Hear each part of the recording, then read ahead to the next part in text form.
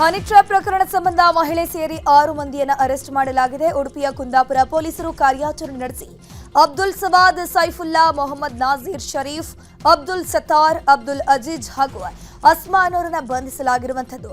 ಕಾಸರಗೋಡು ಮೂಲದ ಸಂದೀಪ್ ಕುಮಾರ್ ನೀಡಿದ ದೂರಿನ ಅನ್ವಯ ಸಂಬಂಧ ಈಗ ಅವರನ್ನ ಬಂಧನ ಮಾಡಲಾಗಿರುವಂಥದ್ದು. ಸಂದೀಪ್ 3 ತಿಂಗಳ ಹಿಂದೆ ಕುಂದಾಪುರಕ್ಕೆ ಬಂದಿದ್ದಾಗ ಅಸ್ಮಾ ಎಂಬ ಮಹಿಳೆ ಅನೈತಿಕ ಸಂಬಂಧಕ್ಕೆ ಪ್ರೇರೇಪಿಸಿದ್ಲು.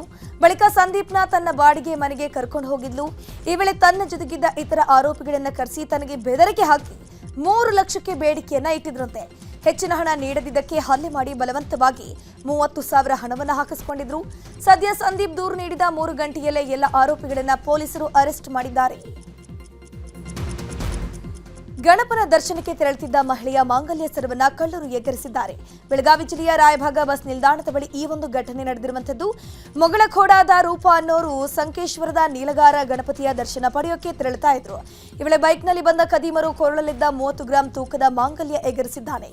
ಕೂಡಲೇ ಸ್ಥಳೀಯರು ಕಳ್ಳನನ್ನ ಬೆನ್ನತ್ತಿದ್ದು 2 ಪೈಕಿ ಒಬ್ಬನನ್ನ ಅರೆಸ್ಟ್ ಮಾಡಲಾಗಿದೆ. ವಿಜಯಪುರ ಜಿಲ್ಲೆಯ ದೇವರ ನಿಂಬರಗಿ ಗ್ರಾಮದಲ್ಲಿ ಭೀಮನಗೌಡ ಬಿರಾದಾರ್ ಹತ್ಯೆ ಪ್ರಕರಣ ಸಂಬಂಧಪಟ್ಟಂಗೆ ಚಡಚಣ ಪಿಎಸ್ಐ ಪ್ರವೀಣ್ ಅವರ ತಲೆದಂಡ ಆಗಿದೆ. ಕರ್ತವ್ಯ ನಿರ್ಲಕ್ಷ್ಯ ಆರೋಪದ ಮೇಲೆ ಪಿಎಸ್ಐ ಪ್ರವೀಣ್ ಅವರನ್ನ ಅಮಾನತು ಮಾಡಿ ಎಸ್ಪಿ ಲಕ್ಷ್ಮಣ್ ನಿಂಬರಗಿ ಆದೇಶ ಮಾಡಿದ್ದಾರೆ. ಕರ್ತವ್ಯ ನಿರ್ಲಕ್ಷ್ಯ ಆರೋಪ ಸೇವೆಯಿಂದ ಅಮಾನತು.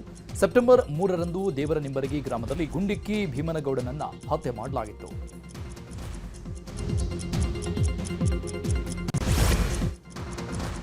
ಈಗ ರಾಜ್ಯದ ಪ್ರಮುಖ ಸುದ್ದಿಗಳು. ಮುಡಾ ಹಗರಣ ವಿಚಾರವಾಗಿ ನಿವೃತ್ತ ನ್ಯಾಯಮೂರ್ತಿ ಪಿಎನ್ ದೇಸಾಯಿ ಆಯೋಗದ ವರದಿ ವಿರುದ್ಧ ಸ್ನೇಹಮಯಿ ಕೃಷ್ಣ ಕಿಡಿಕಾರಿದ್ದಾರೆ. ಮೈಸೂರಿನಲ್ಲಿ ಮಾತನಾಡಿರುವಂತಹ ಅವರು ವರದಿಯಲ್ಲಿ ಸಾಕಷ್ಟು ಗೊಂದಲ ಹಾಗೂ ಸುಳ್ಳುಗಳಿವೆ. ಒಂದ್ ಕಡೆ ಮುಡಾದಲ್ಲಿ ಕಾನೂನು ಬಾಹಿರವಾಗಿ ಸೈಟು ಹಂಚಿಕೆ ಆಗಿದೆ ಅಂತಾರೆ, ಮತ್ತೊಂದು ಕಡೆ ಅಧಿಕಾರಿಗಳು ತಪ್ಪು ಮಾಡಿದ್ದಾರೆ ಅಂತ ವರದಿ ಕೊಡ್ತಾರೆ. ಈ ಪ್ರಕರಣದಲ್ಲಿ ಸಿಎಂ ಪರವಾಗಿ ವರದಿ ನೀಡಿದ್ದಾರೆ. ಈ ಹಗರಣವನ್ನ ಸಮಗ್ರ ತನಿಖೆ ಮಾಡೋಕೆ ತಾಂತ್ರಿಕ ತಜ್ಞರ ಸಮಿತಿ ರಚನೆ ಆಗಬೇಕು, ಅವರಿಂದ ವರದಿಯನ್ನ ಪಡ್ಕೊಳ್ಳಿ ಅಂತ ಹೇಳಿದ್ರು. ಗಣೇಶೋತ್ಸವ ನಡೆಯುತ್ತಿರುವ ಹೊತ್ತಲ್ಲೇ ಉಗ್ರ ದಾಳಿ ನಡೆಸುವುದಾಗಿ ಮುಂಬೈ ನಗರ ಪೊಲೀಸರಿಗೆ ವಾಟ್ಸ್ಆಪ್ ಬೆದರಿಕೆಯ ಸಂದೇಶವೊಂದು ಬಂದಿದೆ. ಪಾಕಿಸ್ತಾನ ಲಷ್ಕರ್ ಎ ಜಿಹಾದಿ ಸಂಘಟನೆಯ 14 ಉಗ್ರರು ಭಾರತಕ್ಕೆ ಎಂಟ್ರಿ ಕೊಟ್ಟಿದ್ದಾರೆ.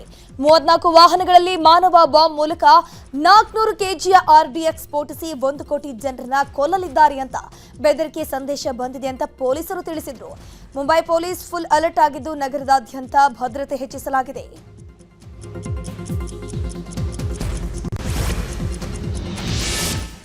ಭಾರತೀಯ ಪೌರತ್ವ ಪಡೆಯುವ ಮೊದಲೇ ಕಾಂಗ್ರೆಸ್ ನಾಯಕಿ ಸೋನಿಯಾ ಗಾಂಧಿ ನವದೆಹಲಿ ಕ್ಷೇತ್ರದ ಮತದಾರರ ಪಟ್ಟಿಯಲ್ಲಿ ಹೆಸರು ನೋಂದಾಯಿಸಿಕೊಂಡಿದ್ದರು ಎಂಬ ಆರೋಪ ಕೇಳಿಬಂದಿದೆ. ಈ ಕುರಿತು ಎಫ್ಐಆರ್ ದಾಖಲಿಸಿ ತನಿಖೆ ನಡೆಸೋದಕ್ಕೆ ಆದೇಶ ನೀಡಬೇಕು ಅಂತ ವ್ಯಕ್ತಿಯೊಬ್ಬ ಕೋರ್ಟ್ನಲ್ಲಿ ಅರ್ಜಿ ಸಲ್ಲಿಸಿದ್ದಾರೆ. ಅರ್ಜಿ ಪರಿಶೀಲನೆ ಮಾಡಿರುವ ದೆಹಲಿ ACJM ಕೋರ್ಟ್ ಸೆಪ್ಟೆಂಬರ್ 10ರಿಂದ ಅರ್ಜಿ ವಿಚಾರಣೆ ನಡೆಸುವುದಾಗಿ ತಿಳಿಸಿದೆ.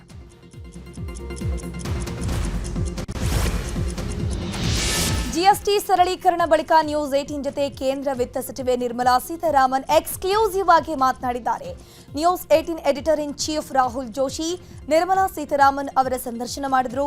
ವಿದೇಶಿ ಬಂಡವಾಳ ಹೂಡಿಕೆ ಬಗ್ಗೆ ಸರ್ಕಾರ ತೆಗೆದುಕೊಂಡಿರುವ ನಿರ್ಧಾರಗಳ ಬಗ್ಗೆ ನಿರ್ಮಲಾ ಸೀತಾರಾಮನ್ ಏನ್ ಹೇಳಿದ್ರು ತೋರಿಸ್ತೀವಿ ನೋಡಿ. Should debate issues, should question government on the proposals, on the policies, on government's actions. That gives confidence to people saying India's democracy actually literally discusses these issues. Without that, the government can go about doing what is right for the public. But the institution of the parliament is not being used for its prime purpose. Why is it important? It gives a feeling that both the opposition and the ruling parties are talking on issues. Instead of holding placards and standing in the house, if there is a meaningful discussion, it will convey a lot about the policy strength. ರಾಜಸ್ಥಾನದ ಜೋಧ್ಪುರದಲ್ಲಿ ಇವತ್ತಿನಿಂದ RSS ಮತ್ತು ಮತ್ತದರ ಅಂಗಸಂಸ್ಥೆಗಳ 3 ದಿನಗಳ ಅಖಿಲ ಭಾರತ ಸಮನ್ವಯ ಸಭೆ ನಡೀತಾ ಇದೆ. RSS ಮುಖ್ಯಸ್ಥ ಮೋಹನ್ ಭಾಗವತ್ ಮತ್ತು ಪ್ರಧಾನ ಕಾರ್ಯದರ್ಶಿ ದತ್ತಾತ್ರೇಯ ಹೊಸಬಾಳೆ, ಬಿಜೆಪಿ ನಾಯಕ JP ನಡ್ಡಾ ಪಾಲ್ಗೊಂಡಿದ್ದಾರೆ. ರಾಷ್ಟ್ರದ ಏಕತೆ, ಭದ್ರತೆ ಮತ್ತು ಸಾಮಾಜಿಕ ದೃಷ್ಟಿಕೋನ ಕುರಿತು ಈ ಸಭೆಯಲ್ಲಿ ಚರ್ಚೆ ನಡೆಯಲಿದೆ.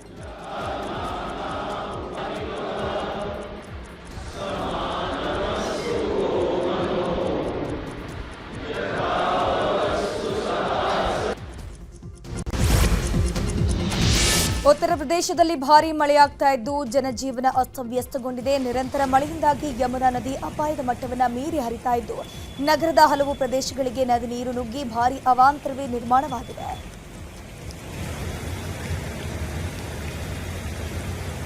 ದೆಹಲಿಯಲ್ಲೂ ಭಾರೀ ಮಳೆಯಾಗಿದೆ. ವಾಸುದೇವ್ ಘಾಟ್ ಸುತ್ತಮುತ್ತ ಭಾರೀ ಮಳೆಗೆ ಪ್ರವಾಹ ಸೃಷ್ಟಿಯಾಗಿದ್ದು ನೀರಿನ ಪಂಪ್ ಬಳಸಿ ಪ್ರವಾಹದ ನೀರನ್ನ ಹೊರಗೆ ಹಾಕುವ ಕೆಲಸ ಮಾಡಲಾಗ್ತಾ ಇದೆ.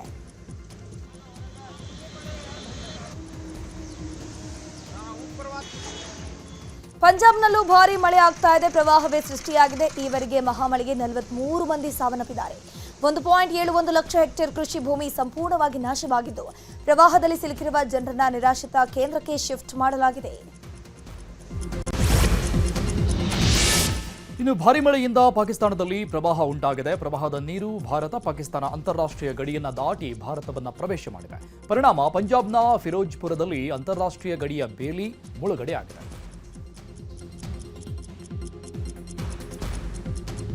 ಇನ್ನು ಮತ್ತೊಂದು ಕಡೆ ಜಮ್ಮು ಕಾಶ್ಮೀರದ ರಜೌರಿಯಲ್ಲಿ ಪ್ರವಾಹದಿಂದ ಹಾನಿಯಾಗಿರುವ ರಸ್ತೆಯನ್ನ ಸೇನಾಪಡೆ ಮರು ನಿರ್ಮಾಣ ಮಾಡುತ್ತಿದೆ. ಪಿರ್ ಪಂಜಾಲ್ ಪರ್ವತ ಶ್ರೇಣಿಯ ಪ್ರದೇಶಗಳಲ್ಲಿ ಕಾಂಕ್ರೀಟ್ ರಸ್ತೆಯನ್ನ ನಿರ್ಮಿಸಲಾಗುತ್ತಿದೆ.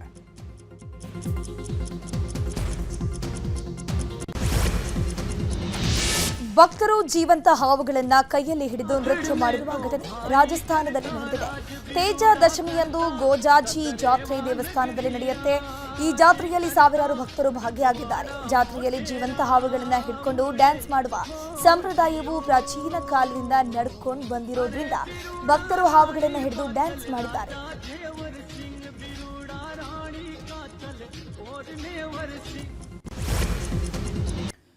ಈಗ ವಿದೇಶದ ಪ್ರಮುಖ ಸುದ್ದಿ ನೋಡ್ತಾ ಹೋಗೋಣ. ಭಾರತದ ಮೇಲೆ ಸುಂಕ ಹೇರಿಕೆ ಮಾಡಿ ಮೀಸೆ ತಿರುವಿದ್ದ ಅಮೆರಿಕ ಅಧ್ಯಕ್ಷ ಟ್ರಂಪ್ಗೆ ಈಗ ತಪ್ಪಿನ ಅರಿವಾಗಿದೆ. ಅದಕ್ಕೆ ಸೋಷಿಯಲ್ ಮೀಡಿಯಾದಲ್ಲಿ ವೈರಾಗ್ಯದ ಪೋಸ್ಟ್ ಹಾಕಿದ್ದಾರೆ. ಶಾಂಘೈ ಸಹಕಾರ ಸಂಸ್ಥೆ ಶೃಂಗಸಭೆಯಲ್ಲಿದ್ದ ಮೋದಿ, ಪುಟಿನ್ ಮತ್ತು ಚೀನಾ ಅಧ್ಯಕ್ಷರ ಫೋಟೋ ಹಾಕಿರುವ ಟ್ರಂಪ್ ಬೇಸರ ವ್ಯಕ್ತಪಡಿಸಿದ್ದಾರೆ. ನಾವು ಭಾರತ ಮತ್ತು ರಷ್ಯಾವನ್ನ ಕುತಂತ್ರಿ ಚೀನಾದಿಂದ ಕಳೆದುಕೊಂಡಂತೆ ಕಾಣಿಸ್ತಾ ಇದೆ. ಇನ್ನು ಮುಂದೆ 3 ದೇಶಗಳು ಒಟ್ಟಿಗೆ ದೀರ್ಘ ಮತ್ತು ಸಮೃದ್ಧ ಭವಿಷ್ಯವನ್ನ ಹೊಂದಲಿ ಅಂತ ಡೊನಾಲ್ಡ್ ಟ್ರಂಪ್ ತಮ್ಮ ಟ್ರೂತ್ ಸೋಷಿಯಲ್ ಖಾತೆಯಲ್ಲಿ ಪೋಸ್ಟ್ ಮಾಡಿದ್ದಾರೆ.